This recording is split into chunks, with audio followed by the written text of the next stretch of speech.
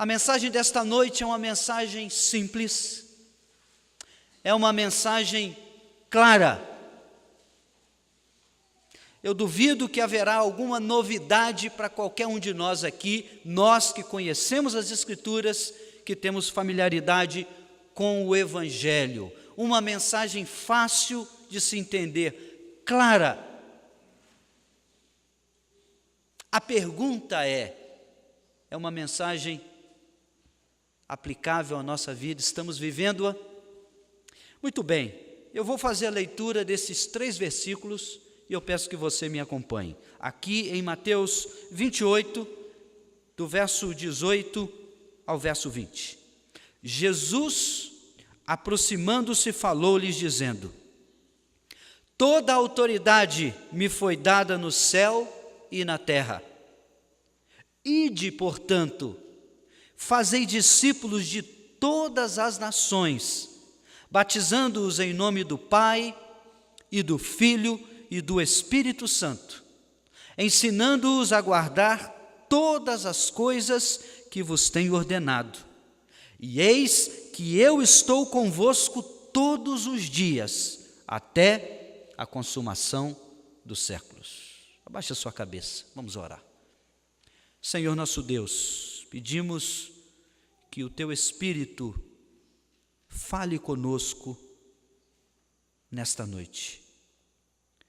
Na apresentação da Tua Palavra, nesta mensagem, pedimos que o Teu Espírito tenha liberdade de falar conosco, de nos despertar, de nos inquietar e alcançar no nosso coração aquele desejo de obedecer ao Senhor.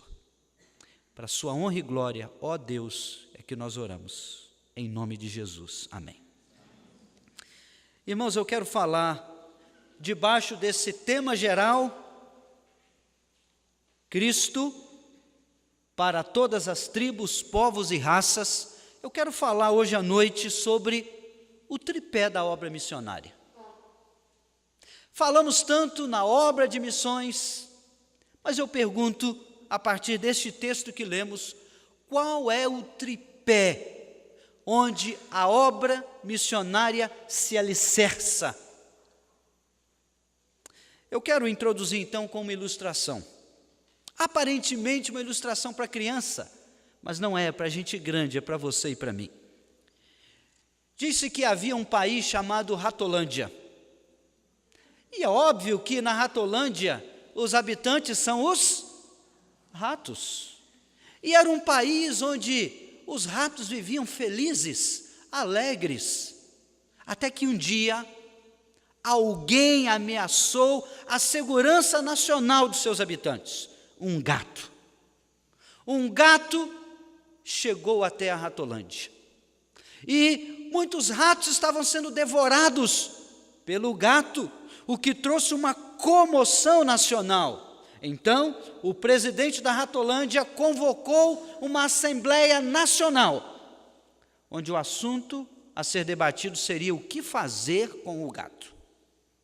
Houve várias ideias.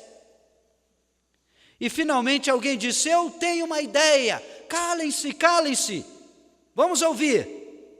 Por favor, diga a sua ideia. Ele disse: eu tenho uma ideia. Vamos colocar um sino no pescoço do gato. Mas um sino no pescoço do gato? Como assim? Não, eu vou explicar. Vamos colocar um sino no pescoço do gato. E então, todas as vezes que o gato se aproximar de qualquer um de nós, ouviremos o soar do sino e fugiremos em tempo. Aquela ideia trouxe um regozijo nacional e começaram a festejar, a dançar, entendendo que haviam chegado a uma solução. Mas minutos depois, um velho rato lá atrás levantou a mão e com dificuldade foi visto. E o presidente então acalmou os ratos e disse: alguém quer falar? E aquele rato fez uma pergunta. Aquele rato disse: a ideia de colocar o sino no pescoço do gato é boa, mas eu tenho uma pergunta: quem vai colocar o sino no pescoço do gato? Irmãos, a ideia de Cristo para todas as tribos, povos e raças é maravilhosa, não é? A pergunta é: quem está disposto a se entregar e se deixar usar pelo Senhor? A nossa teologia bíblica de missões, que ensina que é missão da igreja de alcançar as pessoas nos mais recônditos rincões do Brasil e do mundo, é uma teologia saudável, bíblica, verdadeira, linda. Mas a pergunta é: quem está disposto a se envolver nesta obra? Quem? Vamos voltar ao tema desta mensagem. Eu quero falar sobre o tripé da obra missionária. E se é um tripé, ele tem necessariamente 3 alicerces, sobre os quais a obra de Deus, a obra de missões, se sustenta e se torna então inamovível. E o primeiro alicerce, o primeiro P, é o P do poder de Jesus Cristo. Isso está no verso 18. Toda a autoridade ou todo o poder me foi dado no céu e na terra. Portanto, sendo assim, já que eu tenho todo o poder, vão por todo o mundo. Façam meus discípulos de todas as nações. A obra missionária é uma consequência do poder, da autoridade do Senhor Jesus Cristo. E nós, igreja, não podemos nos esquecer disto. Esta obra se sustenta pelo poder do Senhor Jesus Cristo. A palavra traduzida por poder na Almeida Revista e Corrigida, e a autoridade na Almeida Revista e Atualizada, em Mateus 28, 18, é a palavra grega exousia. E exousia denota a autoridade para agir que alguém recebe em virtude da posição que detém. E Jesus Cristo disse: eu recebi todo o poder. Ele é o Senhor Todo-Poderoso.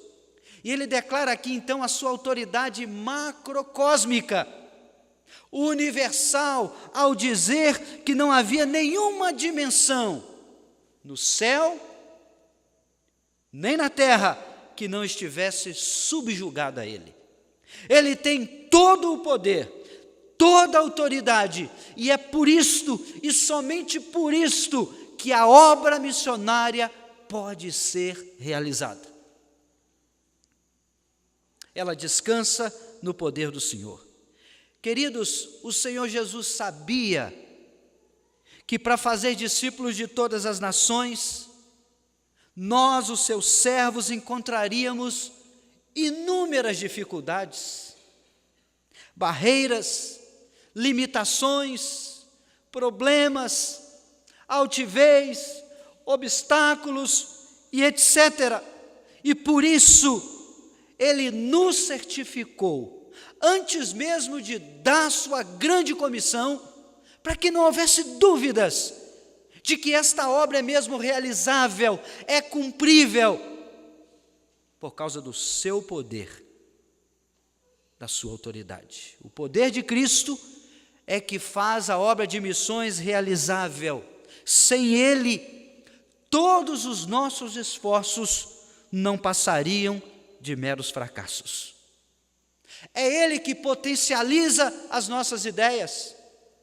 É esse poder que dá condições e favorece as nossas iniciativas. É o poder do Senhor Jesus Cristo. E a consciência desse poder nos fará saber que na obra missionária nós não estamos desprotegidos, nós não estamos desamparados, nós não somos frágeis, não estamos aí à mercê de qualquer ataque pronto para ser um corpo que tomba na arena, no campo de batalha, não, em nós mesmos sim, mas no Senhor, há força, há poder, há autoridade, e é por isso que a obra de missões, em qualquer lugar, até nas searas mais áridas, até nos campos mais difíceis, esta obra é realizável, por causa de sua autoridade, de seu poder. Amém, irmãos? Um alicerce, gravemos isto. O primeiro P, o P de poder. Obrigado, irmão. O segundo P que alicerça e fundamenta a obra de missões está no verso 20. E eis que eu estou convosco todos os dias, até a consumação dos séculos. Eu te pergunto, qual é o segundo P do tripé da obra de missões? O primeiro é o poder, o segundo é a presença. A presença do Senhor Jesus Cristo. Irmãos, Ele prometeu que estaria conosco todos os dias, até a consumação dos séculos. Em Mateus 18, 20 está escrito, porque onde estiverem 2 ou 3 reunidos em meu nome, ali estou no meio deles.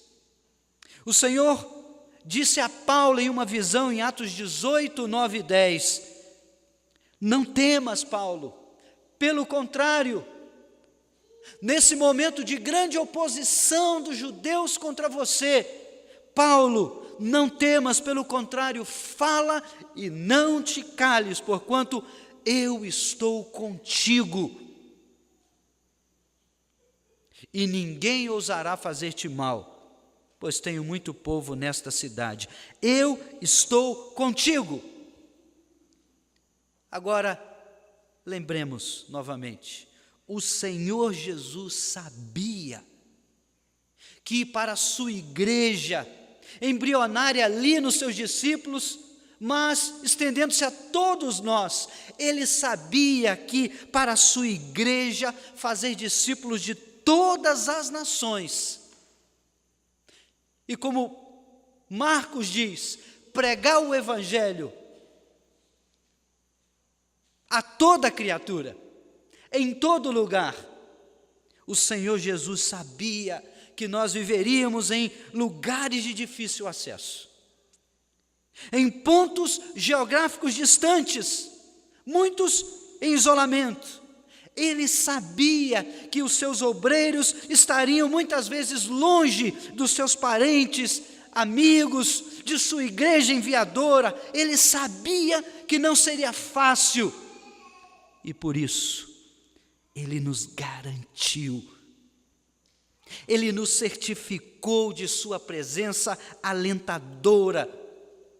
Ele nos garantiu de sua companhia eficaz, de sua presença dinamizadora. Irmãos, verdade. Lembro-me perfeitamente quando minha esposa e eu estávamos entre os Yanomami, como falei hoje de manhã, 1h40 de voo, selva adentro em linha reta, 361 quilômetros em linha reta, selva adentro. Estávamos lá, mas acreditem, uma alegria no coração. Poderíamos, quem sabe, estar em tantos outros lugares no mundo, talvez nos grandes centros metropolitanos, nas grandes capitais internacionais, mas estávamos lá, no meio do mato, no meio do nada, como alguns diriam, mas com um coração jubiloso, porque sabíamos que estávamos no centro da vontade de Deus. Este é o melhor lugar.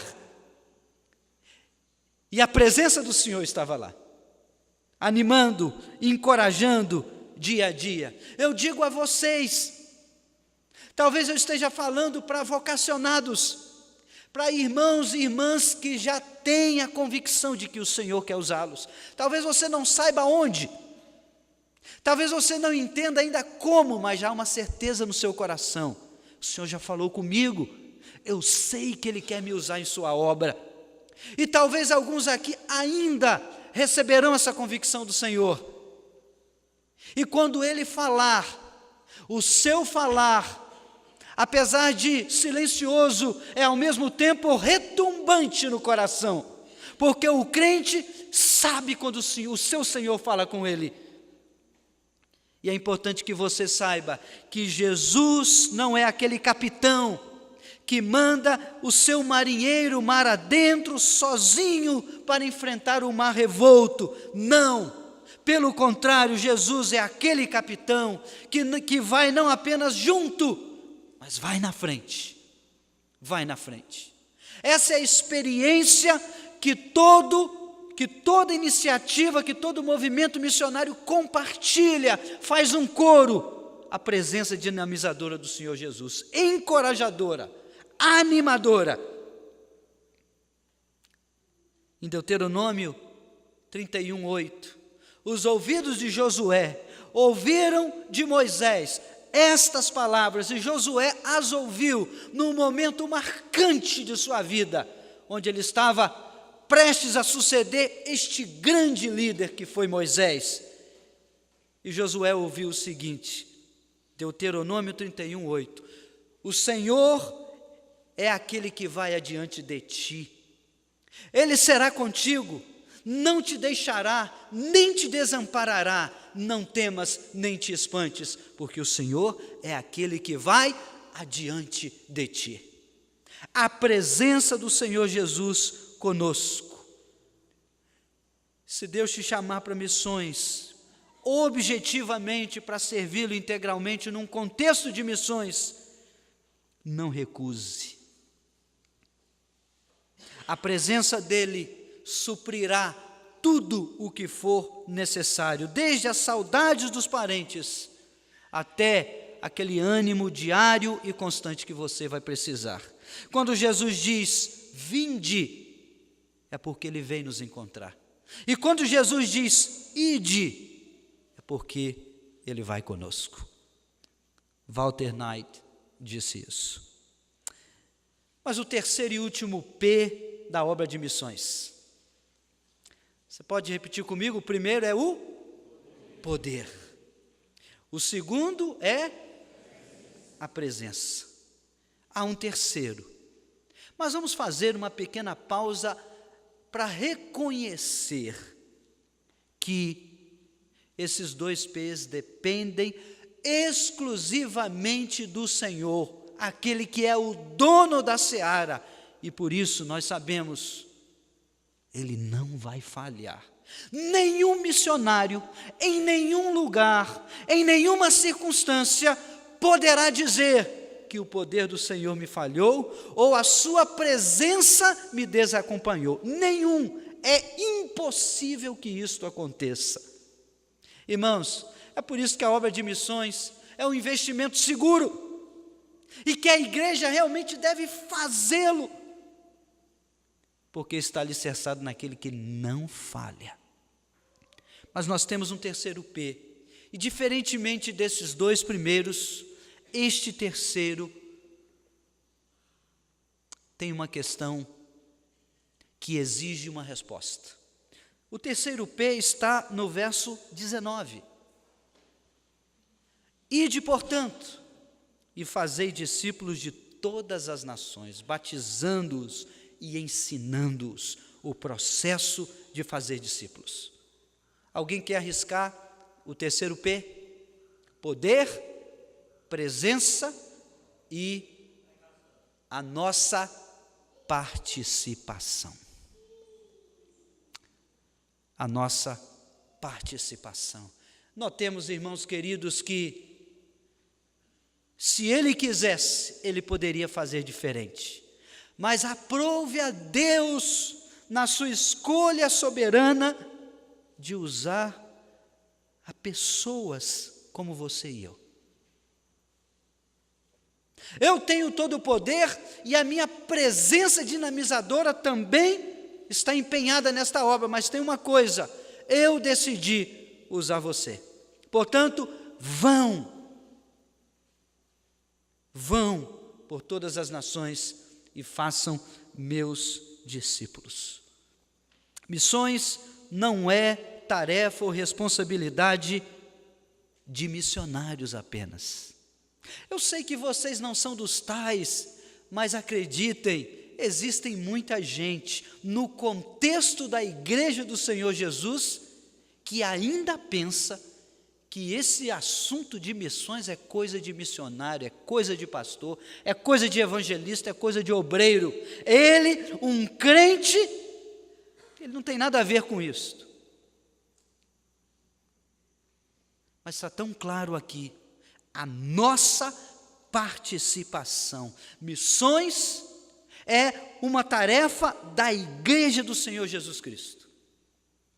A grande comissão foi dada a todos os salvos, ou seja, todos os que pertencem à igreja de Cristo têm, e o pastor Paulo falou isso no início aqui, o dever e o privilégio de fazer o evangelho chegar a todos os homens, em todos os lugares, o mais logo possível. É dever da igreja, e se você faz parte da igreja do Senhor Jesus Cristo, essa responsabilidade é sua também. E você e eu temos de responder ao Senhor quanto à nossa participação. Se ficaremos parados, de braços cruzados, atônitos, indiferentes, alheios ao plano e à vontade clara de Deus, ou se, irmãos, arregaçaremos as mangas, vestiremos a camisa e nos engajaremos na missão da igreja. A missão da igreja é esta: fazer discípulos de todas as nações. Mas uma pergunta: isso funciona mesmo? Talvez aquele crente incauto, inexperiente nas Escrituras, ouvindo afirmações assim, perguntaria: mas será que isso funciona mesmo? Fazer discípulos de todas as nações, o Evangelho pode mesmo transformar pessoas de todas as tribos, povos e línguas? Dá certo mesmo? Missões funciona mesmo? Ou isso está mais por conta do entusiasmo de alguns, da euforia de outros? Ou esta obra é mesmo realizável? Romanos 1,16 diz que o Evangelho é o poder de Deus para a salvação de todo aquele que crê. Amém, irmãos? E como tal, o Evangelho, ele é supracultural. Escute bem, o Evangelho é supracultural. É o Evangelho que explica o homem e a cultura e nunca o contrário. É ele quem faz a avaliação mais completa e profunda do homem. É o Evangelho quem apresenta a resposta que satisfaz plenamente o homem em sua realidade. O Evangelho é a resposta do homem, ou para o homem, porque ele é supracultural. Mas também o Evangelho, ele é cultural. Ele não apenas é um valor que está acima de todas as culturas e responde a todas as culturas, mas o Evangelho também é cultural, ou seja, é Deus se manifestando ao homem em sua cultura. E a maior manifestação cultural de Deus é Jesus Cristo, o próprio Evangelho. O Evangelho é uma mensagem inteligível e apropriada para todo homem, no seu tempo, no seu lugar, na sua língua e na sua cultura. O Evangelho também é multicultural. Ou seja, ele é a manifestação de Deus unindo povos de todas as culturas e línguas.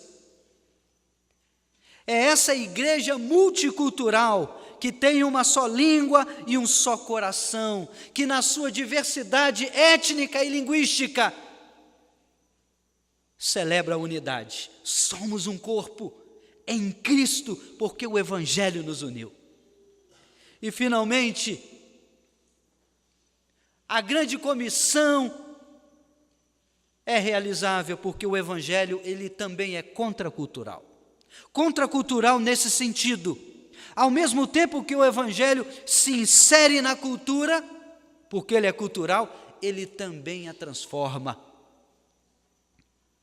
A igreja pode até produzir adesão, ou seja, pessoas entrarem para o hall de membros sem entrarem para a igreja do Senhor. A igreja pode produzir adesão, mas o evangelho, só ele produz transformação. Ele não se insere numa cultura para contribuir com o saber, mas ele se insere para transformar essa cultura. Dizer que o evangelho destrói a cultura, como somos comumente acusados, é um erro. Mas falar que ele transforma a cultura é certo, porque este é o caráter do evangelho. Ele transforma pessoas onde quer que elas estejam. Esta é a missão da igreja: fazer discípulos em toda a terra. Alguns lutam com esses dois termos: é missão ou é missões? Qual é o correto? Os dois estão corretos. A igreja tem uma missão: pregar o evangelho a todos os povos. E onde a igreja local, a igreja como comunidade não pode chegar, o que ela faz? Ela envia os missionários, ou seja, ela faz missões. Então, missões é uma estratégia da missão. Missões para cumprir a missão. Paul Washer disse, com tudo isso em mente, eu quero citar o que Paul Washer disse: só há 2 lugares para o crente se posicionar na obra missionária.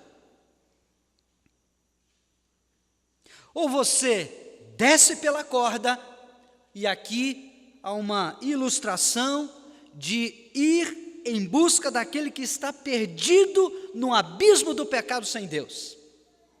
Ou você desce pela corda, ou você segura a corda, ou seja, você dá plena condição àquele que desce pela corda, orando, contribuindo, incentivando, apoiando, entendendo que é uma missão só. Mas ou você desce pela corda, ou você segura a corda. E o mais importante, irmãos, entender que não há outro lugar. Ou você desce a corda, pela corda, ou você segura a corda. Se você é salvo por Jesus Cristo, se você pertence à igreja de Deus, se os seus pecados foram purificados pelo sangue do Cordeiro, então você precisa se posicionar, precisa participar. Esse é o seu P. Os P's do Senhor Jesus, Ele os cumprirá. O seu poder e a sua presença. Mas e o teu P? O que você está fazendo com o teu P? Sua participação, o seu engajamento. Ou você desce a corda, ou você segura a corda para outro descer. E não há uma terceira opção verdadeira. Qualquer coisa diferente disto constituirá pecado, porque evidenciará indiferença com o plano de Deus. E o importante é entendermos que, se você desce pela corda, ou se você segura a corda, o importante é saber que ambos deixam as mãos calejadas. Amém? Olhe para as tuas mãos. Há calos, há marcas de que você está realmente envolvido com todas as suas forças e coração nesta obra que é a missão da igreja, a obra missionária. Nós precisamos ter as mãos marcadas, nós precisamos participar. Há alguém aqui alheio, indiferente? Responda ao Senhor. Uma mensagem tão simples. Uma mensagem de fácil compreensão, mas às vezes de difícil execução. Porque não nos posicionamos e não assumimos para nós o nosso P que o Senhor deu a cada um. Eu leio em Romanos 10, 13 a 15, um texto também célebre nesse contexto de missões. Perguntas. Porque todo aquele que invocar o nome do Senhor será salvo. Agora as perguntas que Paulo faz. Como, porém, invocarão aquele em quem não creram? E ele faz mais uma pergunta. E como crerão naquele de quem nada ouviram? Mais uma pergunta. E como ouvirão se não há quem pregue? Se as searas continuam vazias? E mais uma pergunta ainda. E como pregarão se não forem enviados? Mas você já experimentou fazer uma retroleitura desse texto? Vamos fazer? Eu faço a pergunta e você responde. É fácil, um exercício fácil e que favorece a nossa assimilação do que Paulo quer nos mostrar aqui. Se não forem enviados, não pregarão. E se não pregarem, os perdidos não ouvirão. E se eles não ouvirem, eles não crerão. E se eles não crerem, eles não invocarão. E se eles não invocarem o nome santo do Senhor, decididamente, definitivamente, eles não serão salvos. Deus estabeleceu fins, salvar o homem. Deus estabeleceu meios pela pregação do Evangelho. Por isso a sua igreja é convocada a participar. O que você está fazendo? O que você está fazendo com a sua juventude? O que você está fazendo com os seus dons, os seus talentos? O que você está fazendo com os recursos que o Senhor Deus te deu? Eu quero caminhar para o final dessa mensagem fazendo uma analogia da igreja com a caixa de ferramentas. Quando eu estava entre os Yanomami, já expliquei a dificuldade de acesso, então, com o tempo eu juntei o mais rápido possível as minhas ferramentas. E eu tinha uma caixa de ferramentas. Porque quando eu precisasse serrar uma madeira, cortar um esteio, medir algo, eu precisava das minhas ferramentas. E se não as tivesse, só mês que vem, quando o avião fosse de novo. Então, eu montei a minha caixa de ferramentas. E sabe, meus queridos, todas as vezes que eu precisava serrar uma madeira lá no meio do mato, sabe o que eu fazia? Vou te explicar. Eu me dirigia para a minha caixa de ferramentas, abria a sua tampa, lançava minha mão sobre o meu serrote e o empunhava e o pegava. E sabe o que mais eu fazia? Eu serrava com ele, e eu serrava o tempo que eu quisesse, e eu imprimia nessa ação de serrar a força que eu quisesse, e eu inclusive trabalhava do jeito que eu quisesse. Sabe por quê? Meu serrote estava na minha caixa de ferramentas e ele nunca se esquivou ao toque da minha mão. A mesma coisa com o terçado, ou facão, não sei como é que vocês falam aqui, primeiro ou segundo? Facão, lá no norte é terçado. Quando eu precisava cortar alguma madeira, você já sabe o que eu fazia. Minha caixa de ferramentas, lá estava o meu facão, eu o empunhava, e o segurava com toda a força, e golpeava a madeira quantas vezes eu queria. sem nenhuma objeção. Sabe por quê? Meu facão estava à minha disposição na minha caixa de ferramentas. E ele, como o meu martelo, como a minha trena, nunca fugiam ao toque da minha mão. Nunca. Sempre disponíveis, porque eu estava fazendo uma grande obra. Eu fiz uma cama para minha filha, eu fiz outras coisas, e sempre contei com as minhas ferramentas. Mas sabe de uma coisa? Diferentemente da minha caixa de ferramentas, Deus também tem uma caixa de ferramentas. Porque Ele está construindo uma grande obra neste mundo, obra resultado do seu plano eterno. Lá, nos tempos eternos, Ele diz, Ele planejou tudo, e agora Ele está realizando o seu grande plano de salvar o homem.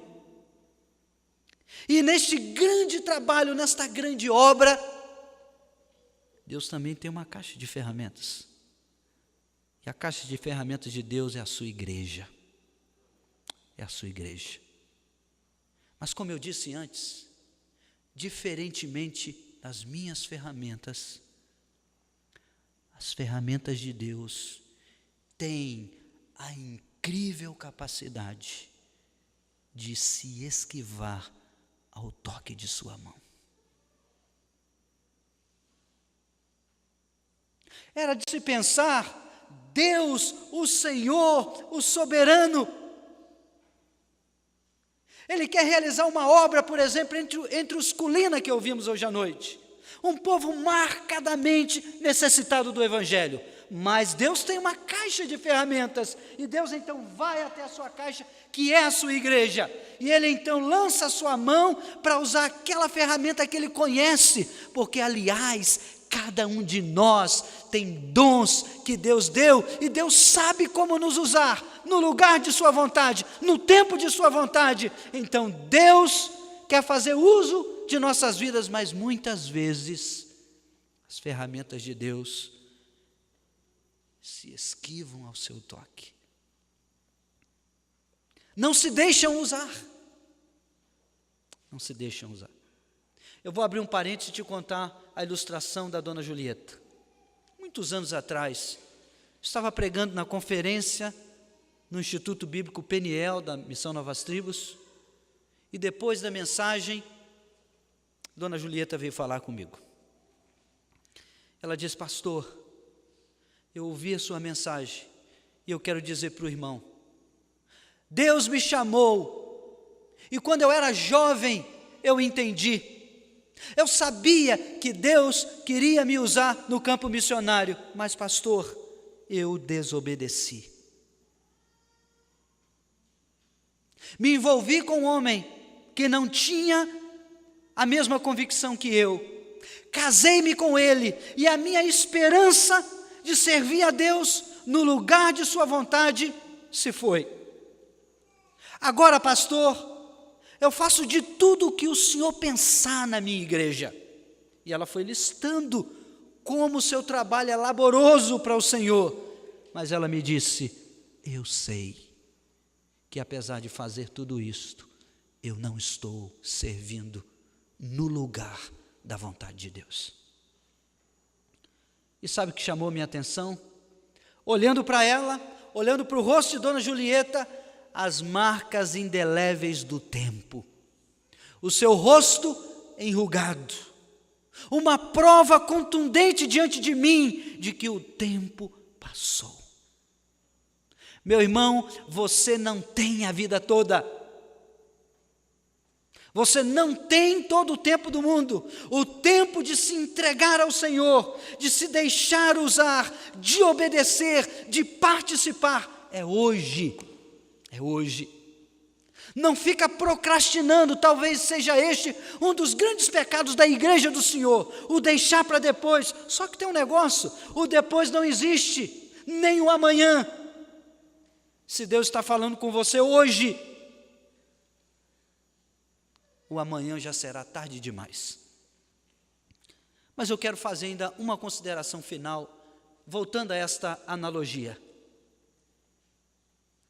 De que adianta ser uma ferramenta na caixa de Deus e não ser útil para Ele?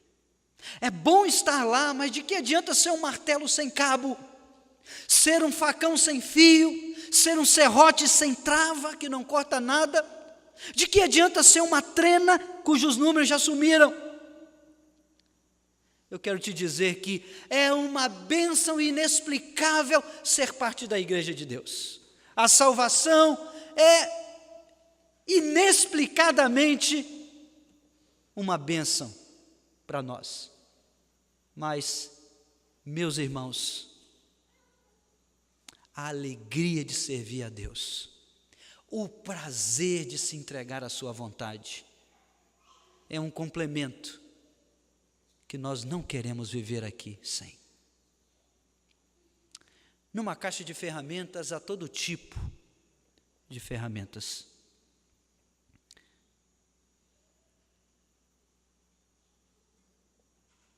Há aquelas marretas grandes, que de tão grandes nem cabem na caixa, e há aquelas chavinhas pequenas, tão pequenininha que para você achá-la demora ali. Muitos crentes não querem ser uma chavinha nas mãos de Deus e se esquecem que uma chave de fenda pequenininha é uma ferramenta usada para abrir equipamento de grandeza elevada, como computadores. Ninguém abre isso aqui com um terçado, não é? Mas muitas pessoas querem mesmo é ser uma marreta, porque a marreta sugere impacto, a marreta sugere explosão. Quando você quer quebrar uma laje, quando você quer quebrar uma calçada, você não usa um martelo, você usa uma marreta, e a mais pesada possível, difícil de erguê-la, mas quando ela desce, ela explode, não é? Sabe, irmãos, há muitos crentes que querem ser úteis sim, como uma ferramenta nas mãos de Deus, mas só se o trabalho for assim, explosivo. Só se o ministério lhes render vitrine, foco, status. Só se ele aparecer, só se ele criar um nome. Mas servir sem aparecer, servir pelo prazer de servir, isto não. O problema no coração da igreja do Senhor é que existem valores concorrendo com a vontade absoluta de Deus. Nos Estados Unidos tem um parque aquático chamado Sea World, e lá tem as famosas orcas, aquelas baleias gigantes, onde milhares de pessoas todos os anos assistem aqueles animais e suas acrobacias. Mas alguns anos atrás, foi encontrado nas cavernas subterrâneas no Mato Grosso, um peixinho chamado cascudo albino. Estava lá perdido. Por serem lagos profundos, a luz não chegava. E o cascudinho albino não tem olho. Quando alguém está lá, ele nem sabe quando alguém está olhando para ele.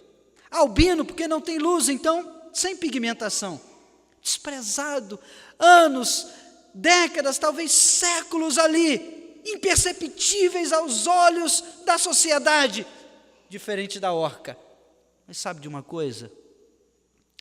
Tanto a orca quanto o cascudo albino, os dois dão o mesmo brilho de glória para Deus. Não nos compete escolher onde servir, o que fazer, onde estar. Essa não é escolha nossa. O Senhor não nos deu esta responsabilidade. Isso fica com Ele. A sua e a minha responsabilidade é de dizer: Senhor, eis-me aqui. Eu quero ser uma ferramenta útil e afiada nas tuas mãos. Construa a tua obra, a obra de missões. Alcance povos, tribos, raças, línguas, usando a minha vida. Senhor, eis-me aqui. Muitos crentes não têm coragem de fazer essa oração, sabia? Tem medo de dizer: Senhor, eis-me aqui, mas não deveriam. Ele é o melhor Senhor que existe. Não há patrão melhor do que este, o Senhor da seara, e Ele paga tão bem.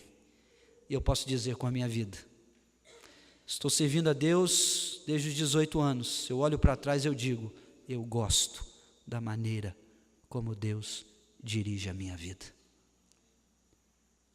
Eu quero te convidar a abaixar sua cabeça. Vamos concluir então com uma oração. O seu P é o P de participar. Onde você está? O que é que você está fazendo enquanto tribos, povos e raças não têm nenhum testemunho do Evangelho do Senhor Jesus? Deus pode usar a sua vida. Deus pode contar com você se Ele quiser.